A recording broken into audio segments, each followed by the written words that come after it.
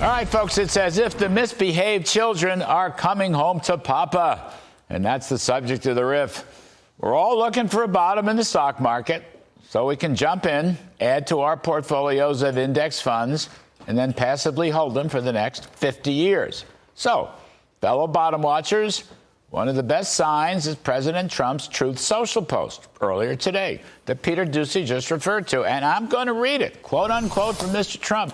Just had a very productive call with To Lam, General Secretary of the Communist Party of Vietnam, who told me that Vietnam wants to cut their tariffs down to zero if they are able to make an agreement with the U.S. I thanked him on behalf of our country and said, I look forward to a meeting in the near future, end quote. So there you have it. In other words, President Trump is a deal maker. He's a master negotiator. He's making his point that unfair trading practices aimed at the U.S. over the last 3 decades have to stop. The era of high tariffs and low wages coming to an end.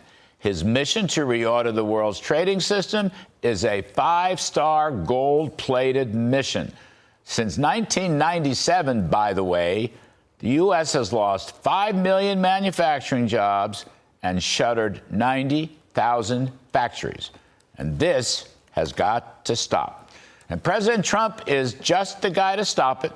And he's using shock therapy to put an end to it. But part of the shock therapy will indeed be deal-making. Already, there are reports popping up almost everywhere that plenty of countries want to make reciprocal trade peace with the USA.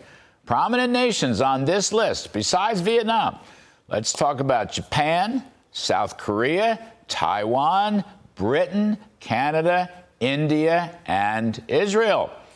Now, apart from China, this list covers most of our really important trading partners, even though they're recalcitrant traders. Nonetheless, if you run your finger down the administration's reciprocal tariffs list of misbehaving children, you'll find China, the EU, Vietnam, Taiwan, Japan, India, and South Korea.